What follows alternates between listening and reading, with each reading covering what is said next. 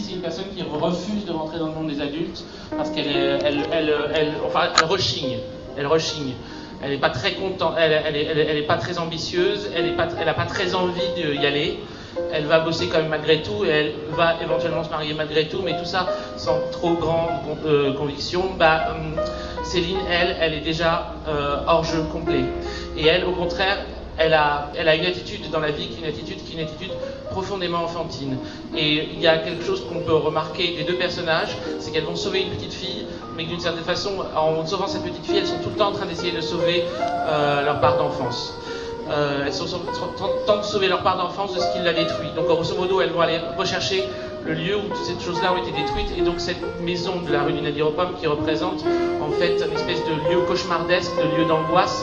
C'est comme un lieu, c'est comme un ogre en même temps, hein, le personnage joué par Barbet Schroeder là-dedans, avec en fait la question qui est censée se poser et qui n'est pas la bonne question, c'est laquelle des deux femmes a tué la petite fille. Tout le long du film, on se pose cette question-là, le récit nous y amène, et au bout d'un moment, elle cesse de se poser cette question-là, elle décide de sauver la petite fille. En fait, elle décide de sortir du récit qui leur a été imposé comme étant la bonne question qu'elle devait se poser sur les raisons pour lesquelles elles étaient seules ou les raisons pour lesquelles leur enfance a été si merdique. Qui est responsable, qui est coupable, et plutôt que de ça, arriver à désensorceler cette situation, arriver à sortir d'une situation qui est une situation profondément mauvaise, profondément sordide. Ce que Pierre Tévagnon m'avait fait remarquer, c'est est-ce qu'il n'y a pas aussi un truc qui se joue là entre culture académique et culture populaire? Si. Le lieu de la rue du Nadir aux Pommes, cette maison, il joue classique, il joue théâtre, ils jouent répliques de vieux films, ils sont en fait en train de rejouer en permanence, ils perpétuent en permanence un espèce de scénario qui est un scénario dit classique et qui est un scénario qu'ils essayent d'imposer comme perpétuellement vrai. Mais la culture populaire précède la culture classique. Donc la véritable antériorité, elle est dans les jeux de Céline et Julie et pas du tout dans la forme figée, dans la forme marquée, fixée de la culture classique que représente la rue du Nadir aux Pommes.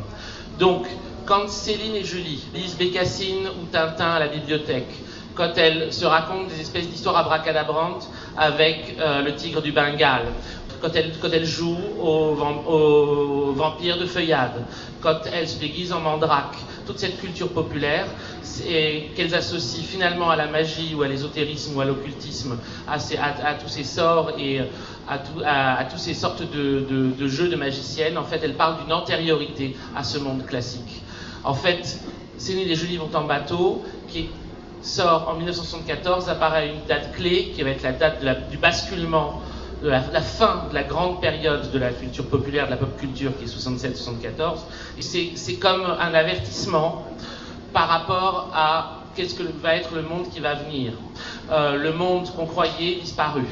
Le monde classique des relations, non seulement de soumission, des relations de domination, des relations d'autorité. Comme je reprends pas ce qui a été volontairement, ce qui a été dit par les précédents et par les excellents textes auxquels je vous renvoie de Pierre Tévagnon et de Faisal.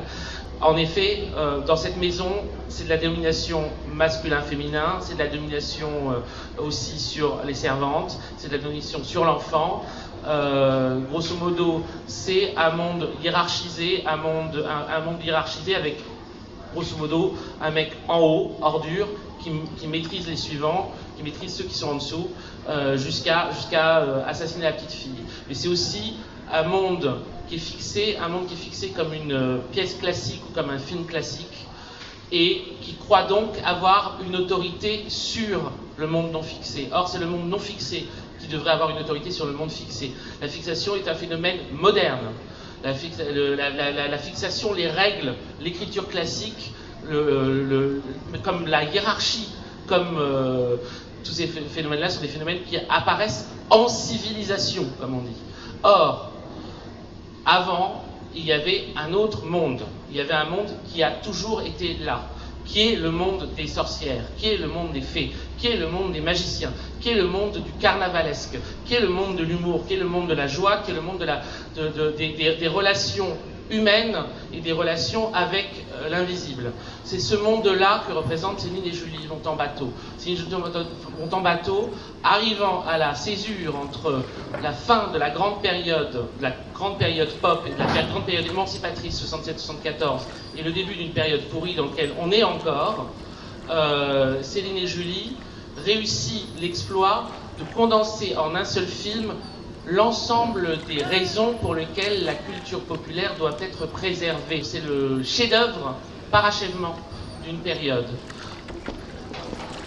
La dimension ancestrale, le savoir ancestral que détient la culture populaire, à savoir qu'il est très très très facile de désensorceler une situation à partir du moment où on est simplement capable d'avoir un ami ou une amie. L'amitié est le plus grand des arts, le plus délicat des arts. C'est à ça que nous devrions nous consacrer. Le reste suivra. Merci.